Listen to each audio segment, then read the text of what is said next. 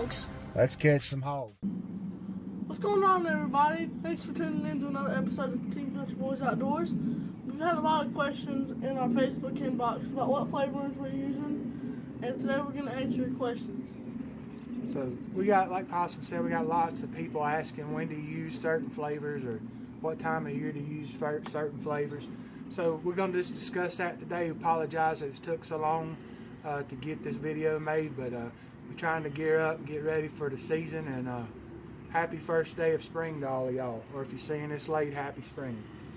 So what kind of flavors do you use when? Well, I don't know that there's a right answer to that, and I don't think there is a wrong answer to it. I think you can use them pretty much any time of the year, in my opinion. But we will discuss some that I've had some success with in the winter versus in the summer or the spring of the year. The first two we're going to talk about is the old-fashioned Superior. This butternut, banana nut. Superior makes black walnut, they make watermelon, they make lime, they make pineapple, they make several different kinds. Obviously these two for me are good in the summertime. Banana nut and butternut, I don't think you can ever go wrong with it. Some of the biggest fish I've caught was just going back to the basics and using Superior brand. For the winter time, for me, my biggest success, what little there has been in the wintertime on that old chow, has been chocolate. Now this is a clear chocolate, there's a red chocolate, but chocolate for me, red maple or just the regular maple, no color to it. But these two and Godzilla, these are to me some of the best flavoring to use in the wintertime with your chow.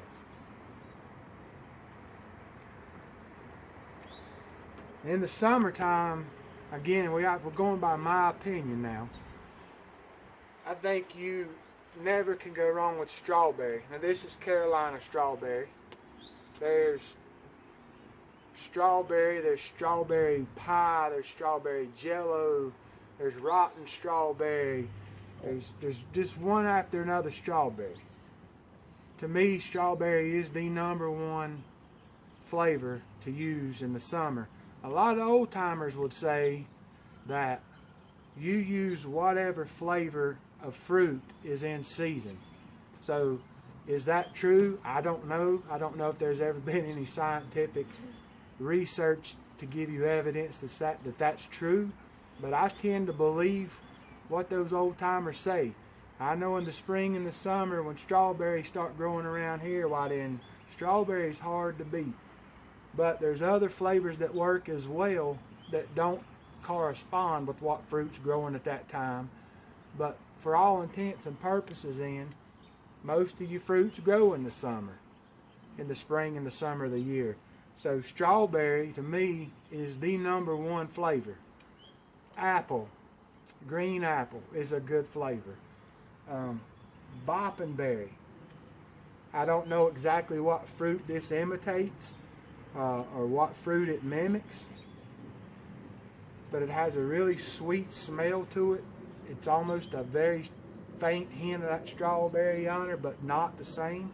So Boppenberry, and then grape. And grape is another one of those flavors where there's a plethora of flavors. Grape jello, crazy grape, grape ape, Concord grape, grape jello. There's so many different kinds. Red grape is another good one. Red grape is a money in the bank bait to me. But you can use grape, strawberry, apple, butternut, banana nut in the summer. There's so many, guys. Y'all all know that's fishing. You got Fisherman's Fantasy, you got Carp Pro, you got Superior, you got R&W, you got One On Baits, Johnny's Juice, and some of those I ain't had the opportunity to use yet. But there's so many kinds of flavoring from each one of them companies that you can really get lost in what bait to use and what flavor to use. My biggest piece of advice is keep it simple. Go with what works. Strawberry, in the summertime, you're not going to go wrong with it. Sometimes the lake dictates what you use. You often hear it. This is a red lake. Well, strawberry, red maple, red peach. Peach is another great flavor. I think probably if I had to rank my top 5 flavors, number 1 would be strawberry, number 2 would be peach, number 3 would be grape, number 4 would be butternut, and 5 would be banana nut. Now, that might change from year to year, but I think those 5, to me, are fail-proof and will catch fish if you use it right. How much do you use? Superior flavor is not made for carp fishing. It's made for people that bake cakes and pies and whatnot.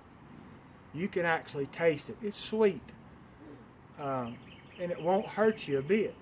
It's a sweet flavoring, and you can taste it, and I would taste it, but I don't want to get it on my fingers. So you can go heavy with it. R&W is just a tad more bitter.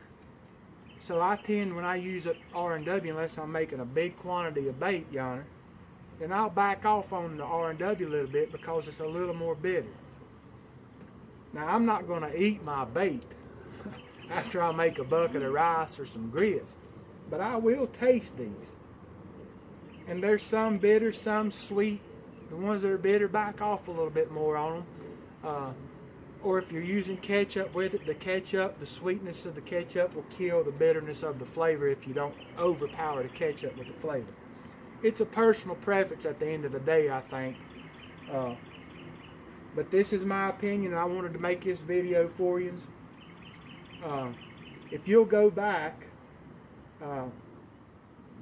into the videos there and watch, you'll see where I use chocolate in the chow. And then use several of these flavors, but you can't go wrong with it with any one you want. It just depends on what you like to use and what the lake dictates. There's some lakes that will be a grape lake, and then there's some lakes that's going to be a red lake. And sometimes, guys, one of the best moves you can make, a strategic move you can make, is no flavor at all. Pond water with oats can sometimes be the difference in catching a big one and not. Not always, but I have went plain before and it's paid dividends. Sometimes I make my bait plain and I'll spray it. And that's just to put enough scent on there to get something in the water column and give them some kind of flavor, but I'm easy with it. So it just depends on you and the lake and the fish and what time of year it is, and if you just can develop a pattern like you've heard me talk about before, then you're liable to hit on something. And sometimes it can be as simple. Everybody's throwing strawberry, and you go in there and you throw some crazy bait like the Dominator, or you go in there and throw Green Monster.